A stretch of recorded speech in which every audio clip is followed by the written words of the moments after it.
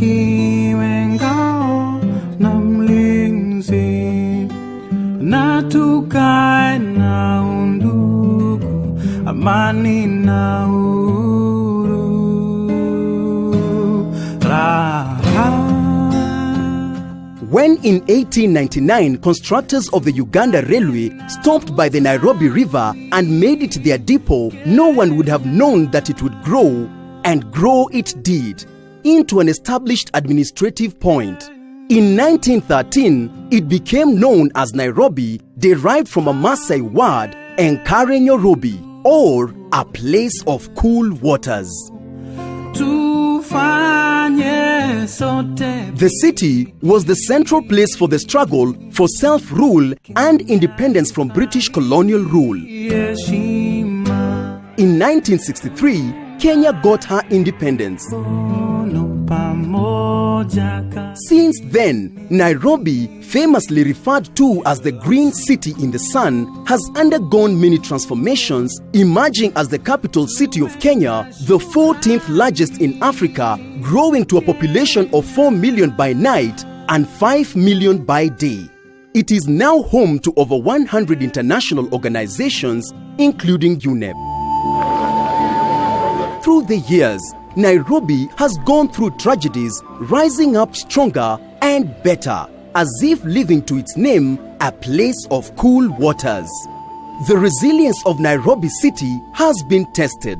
In 1980, an attack happened on the Norfolk Hotel on New Year's Eve, flattening the hotel, killing 20 people and injuring 80. The hotel was rebuilt and is now the premier hotel of the city. On 7th August 1998, between 10:30 a.m. and 10:40 a.m., suicide bombers in trucks laden with explosives parked outside the embassy in Nairobi and were detonated. 213 people were killed and an estimated 4,000 were wounded. It was after the bombing that the world came to know of Osama bin Laden and Al-Qaeda. But the city was resilient, rebuilding and learning from the attack, and the world came together to fight terrorism.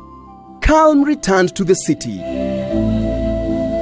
But in December 2007 into January 2008, following the disputed 2007 elections, Nairobi was on fire again. With the hotly disputed elections taking center stage, and again, the Green City in the Sun lost some of its sons and daughters to widespread violence. It is in Nairobi that successful negotiations between rivaling political divides conducted by the African Union panel of eminent persons bore fruit to form a coalition government that put to an end the violence and encouraged a peaceful coexistence free of political, tribal, religious, or any other discrimination for the Kenyan people. A few years later, Nairobi was put to test again, this time with fire outbreaks, burning down 3 markets within the city: Karen Market, Gikomba Market, and the City Park Market. Leo sio leo siku ya siasa. Leo ni siku ya maombi. Na tunamrudishia Mungu asante kwa ajili ya kuna mtu ambaye amepoteza maisha. Nairobi City County has since acquired state-of-the-art fire extinguishers and put up emergency units to combat these emergencies. After years of relative calm from terrorist attacks, Nairobi City once again found itself in the heat with a series of attacks culminating in the Westgate Mall attack on 21st September 2013.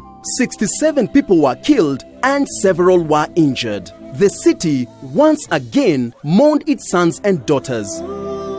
Being a resilient city, residents offered victims and rescuers both material and moral support. And now, the Westgate Mall gates are open again. Apart from enabling easy spread of hygiene-related diseases, heavy rainfall has recurrently caused floods in Nairobi City, leaving many residents homeless, making roads impassable, and also causing blackouts. Most recently, the rains contributed to the collapse of a 7-story building in Huruma, claiming lives. Nairobi City County has marked over 200 houses for demolition and has started demolishing these houses to avert future occurrence of such incidences. These catastrophic incidences have shaped Nairobi. Just like it rose from the small railway depot in 1899 to the green city in the sun it is today, Nairobi hopes to rise through the challenges it is currently facing. As the saying goes, Rome was not built in one day, and neither was Nairobi.